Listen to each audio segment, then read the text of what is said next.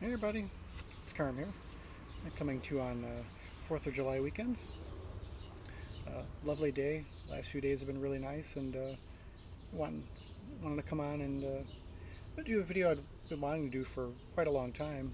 Although I was intending originally to do, for the first time in quite a while, a new finds video, as well as showing some gifts, but which I'll still do.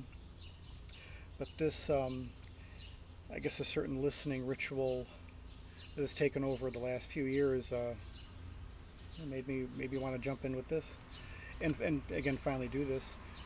That's talking about an artist who's been a favorite for many years, and maybe the most well-known person I've ever featured, Enya. Her given name I cannot pronounce, but here it is. From born in Gweedore County, Donegal, in 1961, and for many years I thought of her. Again, she's an artist that needs very little introduction to many of you, but it's just my own personal take overall. Um, for many years, she was always a wintertime artist, especially seemed to fit perfectly in the evenings at or around sunset, with kind of a soft blanket of snow, just flurries coming down very slowly, very quietly. To me, all of her music just evoked that, especially Shepherd Moons. Although in the last few years that changed quite a bit, to where now I listen to her, just about any time. But she's also become an artist for right now. I think it started with some conversations that a good friend Shannon and I have had, and it was a couple of years ago. I remember particularly on the 4th of July. I was not feeling well that particular day, a bad headache, and it was not really nice outside, so I really couldn't do much out here. So just kind of laid around and rested up, and just felt like playing some Enya, which again never associated with this time of year. And actually, I put on a playlist that's from a release that I don't have yet, called a Box of Dreams, a compilation of much of her career up until I think about the late '90s or so, and listened to the whole thing, and it cured me, and it was just amazing, the transformation, how much better I felt just from that music alone. And spent the rest of the day going through her albums overall, in addition to that playlist, and watching interviews later on, and now that's become my ritual for the last few years. I did it just a couple days ago, as well as last year. So yeah, now she's an artist for all seasons throughout the years. In some ways, it's difficult to speak of her music in the sense that, well, I think about Tomas Stanko, the late trumpeter and composer, who had said about his own music that he felt like he'd been playing the same song his whole life. And while her music on the surface may sound samey from album to album throughout the years, I feel if you're really listening, you could hear the differences. Of course, I listen in all different contexts, whether it's the albums, the playlists, or her compilations. But I could hear that too in her music, the consistency of her own vision, along with Nikki Ryan, the producer, and Roma Ryan, who writes most, if not nearly all, the lyrics throughout the years. They're a very long time collaborative team. But it's that consistency, and that, to me, she's an artist who's changed through the times, if not with the times, if that makes sense. Someone who's very singular.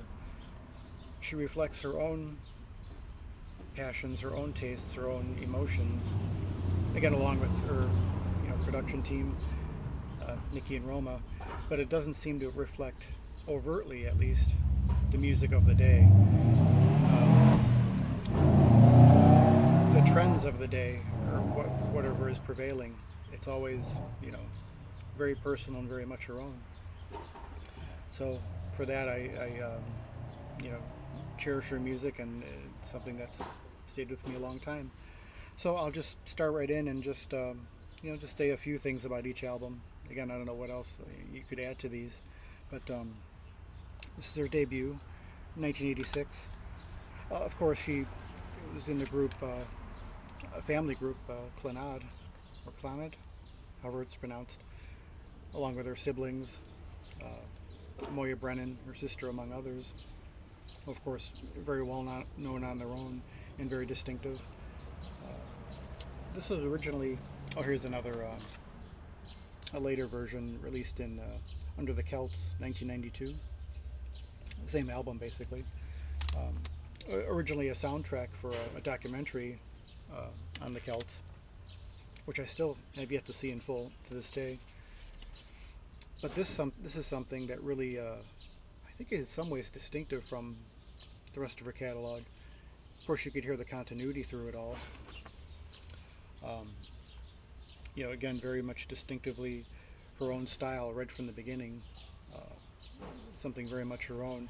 I think there's a little more of a traditional, appropriately enough, traditional Irish music, as well as, her own very, very personal style. If you know my taste throughout the years, it's probably no surprise that my favorite tune would be Aldebaran, dedicated to Ridley Scott. A beautiful sequencer, kind of almost like a water droplet feeling. Very strong, consistent narrative, kind of dark, mysterioso, which I think a lot of her music is, which, you think of it as being, it is, of course, very pleasant and meditative, but there is kind of something of a foreboding feeling to it, but very, a beautiful balance between that and hope overall. Hope and passion. And I Want Tomorrow is one of the most beautiful songs I think I've heard in general. That just, it's hard to listen to that with a dry eye. Again, that kind of tenderness, melancholy, which, as she's pointed out herself, is very much an Irish thing, the melancholy, but also kind of an underlying darkness, a sense of mystery and not knowing what's coming next, but still feeling safe there somehow. Her music does create that kind of comfort and a feeling of safety, even with the awareness of everything else, which I think is very much throughout all of her music. A lot of shorter pieces on here, which are almost like these little vignettes, as well as a lot of instrumental overall, whether her voice is mixed in with lyrics or just syllables on their own. Of course, her voice is an instrument, very distinctive instrument, but her playing as well, I think, doesn't get enough attention. Wonderful keyboard playing, very hymnal overall. It sounds like you hear the influences of the church, as well as subtle classical influences. But again, it's weaved through a very very personal vision. A wonderful debut, and on a lot of days this is still my personal favorite, and again, reflecting my own taste the most, and a little bias too, because it's the one that's, as far as I could tell, has been played most on musical star streams, and who knows, for all I know, could have been my introduction, or among other albums and songs that were popular at the time in the late 80s. So her debut, the Celts. Next up, Watermark from 1988. Definitely the album, I'd say, that really brought her to a wider audience. Of course, Orinoco Flow is on here, which I always thought was it's Sail Away, but I always thought she was saying Say the Word, which kind of sounds like that, say the word over and over, which again could symbolize something else in her music, whether or not there's words. It's the old cliche, she could sing the phone book and it would still be compelling. It's just because the feeling and the emotion that comes through, and the evocativeness. And again, on here, this starts with a solo keyboard piece, the title cut. Piano with some little bit of synthesizer accompaniment, and a piece that I really enjoyed is, among all the others, is Storms in Africa, which has more of a pop feel. Maybe one of the few tunes overall that I could recall that does seem to reflect to some degree the music of the time, yet without sounding derivative or you know, you know trying to make the chart, so to speak, but stands well on its own. Um, Almost like popular music from an alternate reality, as well as the music in general, which is more devotional and contemplative. I'm just kind of seeing the other side of the veil with that. But overall, the album is beautiful, and you could her distinctive style is starting to become a little bit more refined, with the multi-layered voices, using the studio as an instrument as well as what she's playing. And again, the long-standing team with Nikki and Roma Ryan, that's coming into even more greater focus on this album. And either one of these are an excellent place to start if you're not familiar, or you want to get reacquainted with her music overall.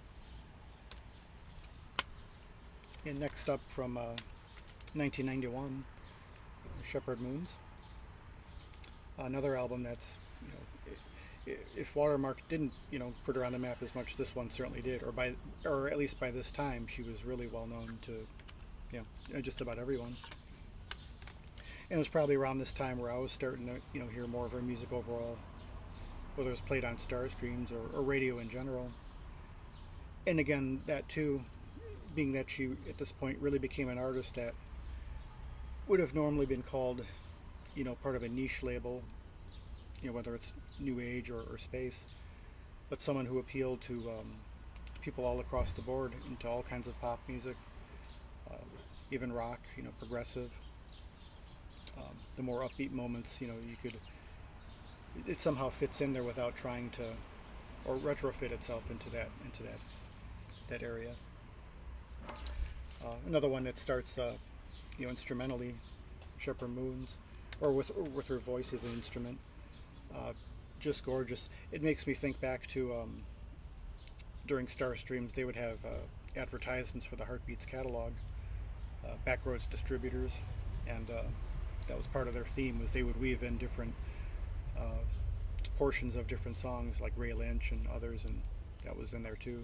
And that always brings me back to to those times. But another one where you're just hearing her refine her style further, and her own technique of overlaying the voices. The studio techniques, they never sound mechanical, or it's painstaking too, as with each album it seemed to take longer and longer to make them. She was developing further, but it was always in service of the expression, of her expression, and she never lost that. And of course, again, Caribbean Blue, another song along with Orinoco Flow, very, very well known, but as a whole, the album stands out beautifully. Abu Day, very beautiful, percussive,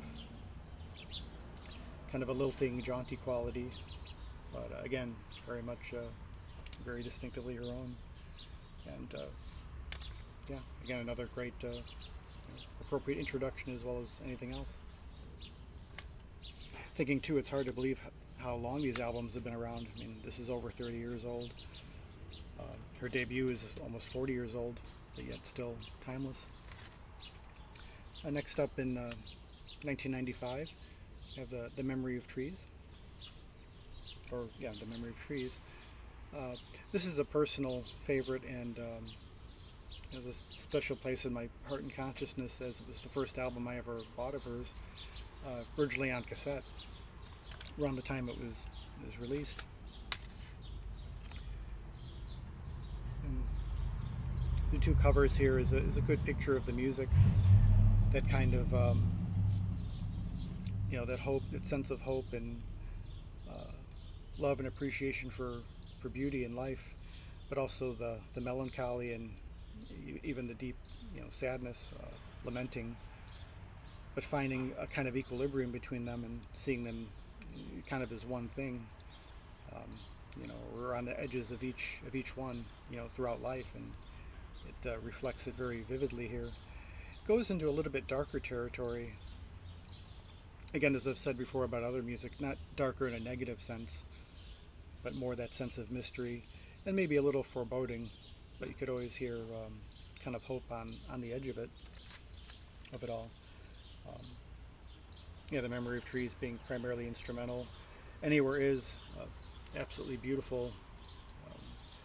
I think with her too, the distinction between ballad and up tempo is kind of, that line is erased in a way. You hear all these things going on at once, able to inhabit those worlds without really making much of a distinction between them. China Roses, absolutely beautiful, and maybe one of the more popular pieces. I really like Tea House Moon, is probably pretty much my favorite on the album. Another instrumental, and it shows a kind of whimsy that she might not have been known for.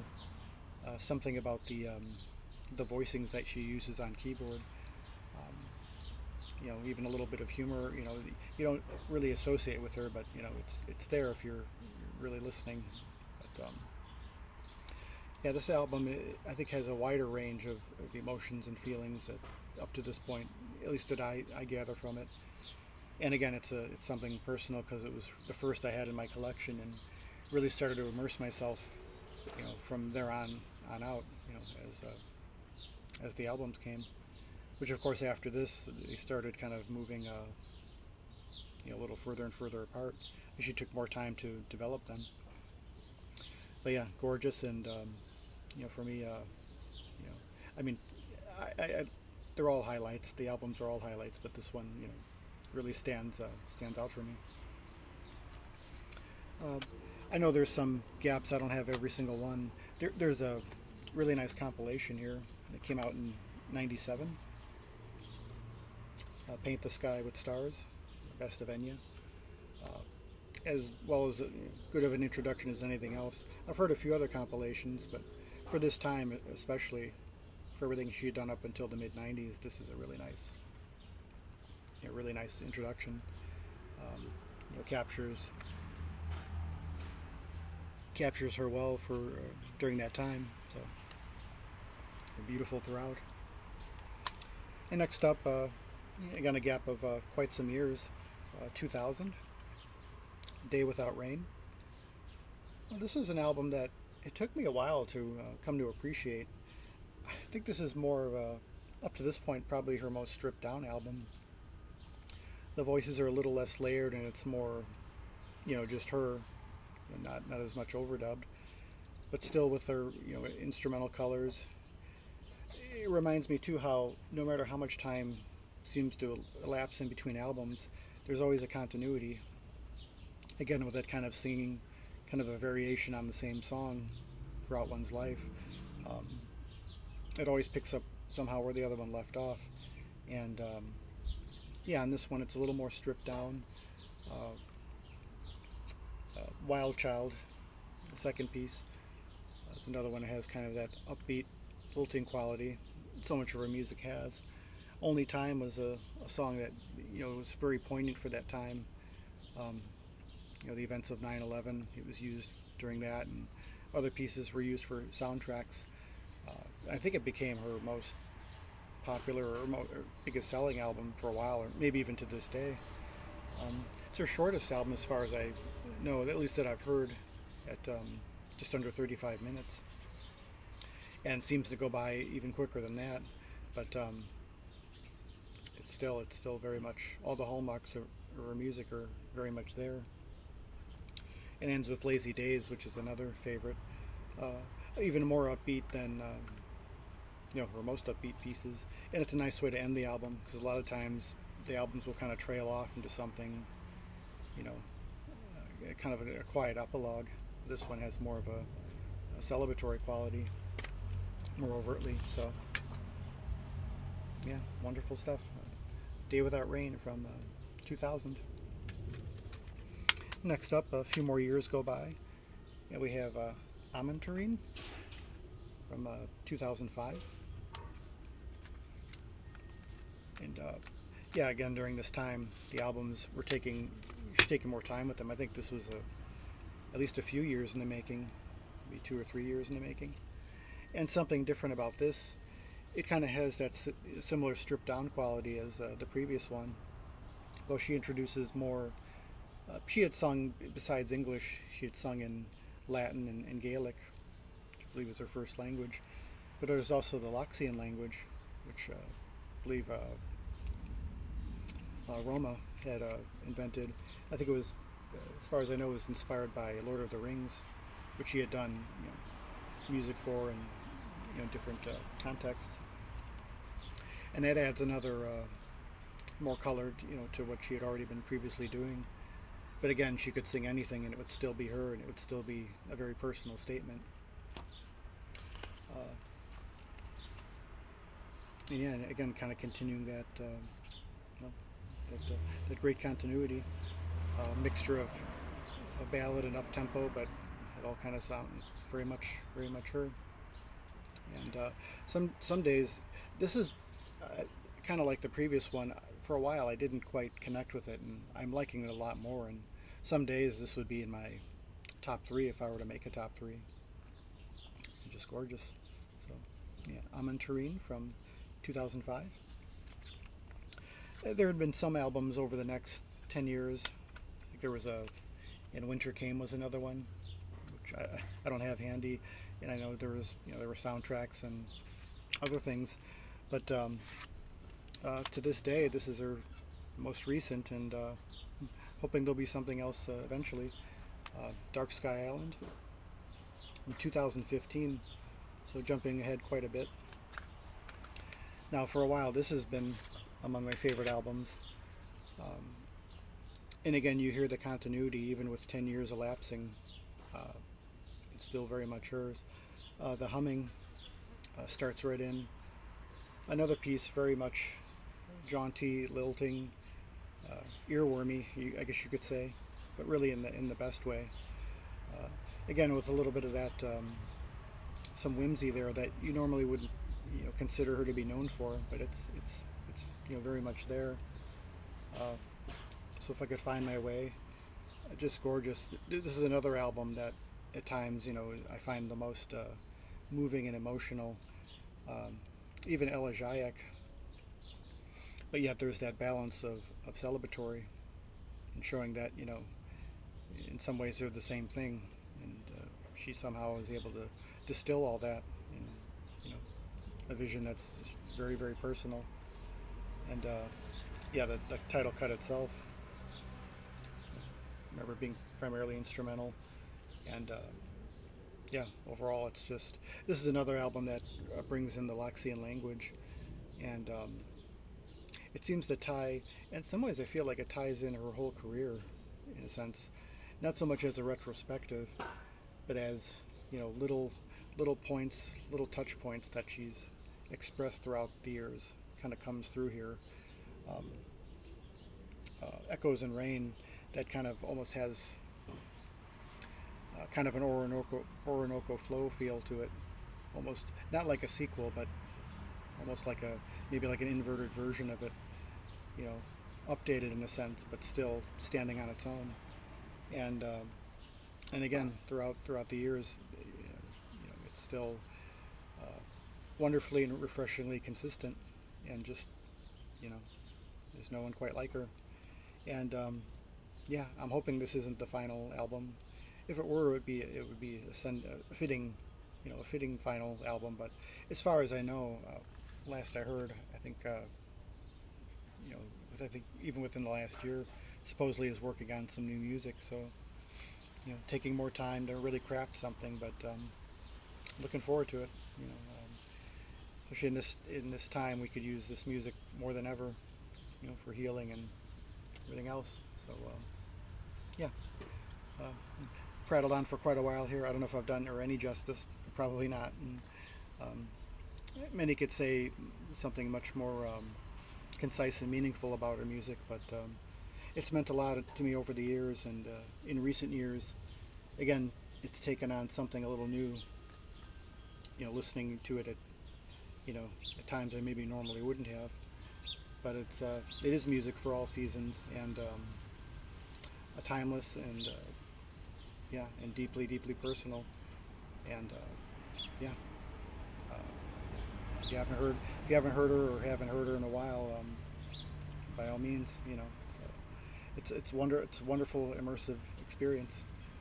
Uh, one of the most distinctive and literal and figurative voices around. So yeah, Enya. So yeah, just wanted to share that. Again, meaning to do it for a while, and good a time as any.